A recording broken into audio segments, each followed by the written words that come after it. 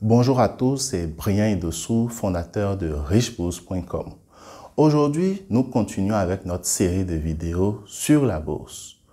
Lorsque vous ouvrez votre compte dans une société de gestion et d'intermédiation SGI, vous devez opter pour un mode de gestion. Soit vous choisissez la gestion libre, dans laquelle vous gérez vous-même votre portefeuille, soit vous optez pour la gestion sous mandat, dans laquelle vous déléguez la gestion financière de votre portefeuille à votre SGI. C'est justement ce second type de gestion que je vais mieux vous expliquer aujourd'hui. Ainsi, nous verrons plus en détail quels sont les avantages et les inconvénients de la gestion sous mandat. Si vous n'êtes pas encore abonné à cette chaîne, je vous invite à le faire pour ne pas manquer nos prochaines vidéos sur les investissements en bourse. Alors, quels sont les avantages de la gestion sous mandat? Le premier avantage est que vous n'avez plus besoin de suivre votre portefeuille au quotidien. Plus besoin de suivre l'évolution du marché, plus besoin de passer des ordres de bourse, plus besoin d'analyser les sociétés cotées. Vous avez ainsi le temps de vaquer à d'autres occupations. Deuxièmement, vous n'avez plus besoin d'avoir des connaissances poussées sur le fonctionnement de la bourse. Plus besoin d'être un spécialiste des marchés financiers. Enfin, vous bénéficiez de l'expertise d'un professionnel des marchés financiers qui gère votre portefeuille en adéquation avec votre profil d'investisseur. Voyons maintenant quels peuvent être les inconvénients de la gestion sous mandat. Tout d'abord, tous les investisseurs n'ont pas accès à ce service.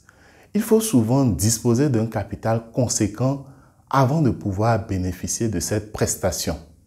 Le montant minimum pour en bénéficier varie d'une SGI à une autre.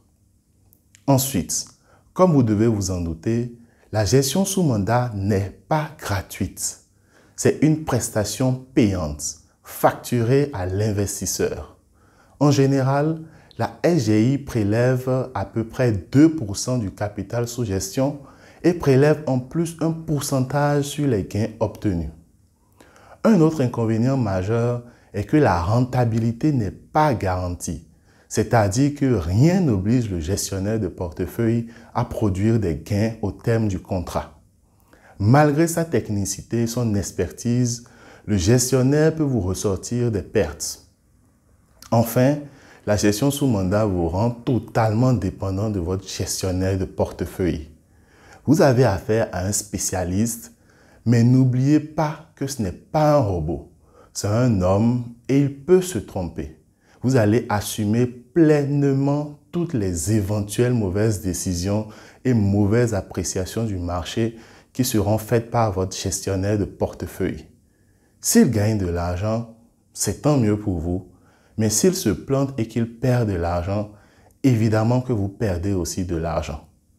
Le hic, c'est que lorsque vous ne connaissez pas vous-même les rouages du marché, votre gestionnaire peut vous faire des comptes rendus biaisés et qui ne sont pas toujours fondés. Bon, que faut-il retenir de tout ça? Avant de souscrire à une prestation de gestion sous mandat, il faut clairement identifier la facturation de cette prestation. Il faut ensuite peser ses avantages et ses inconvénients et prendre votre décision en toute quiétude. Enfin, même si vous optez pour une gestion sous mandat, il est important de chercher à mieux comprendre les mécanismes de la bourse.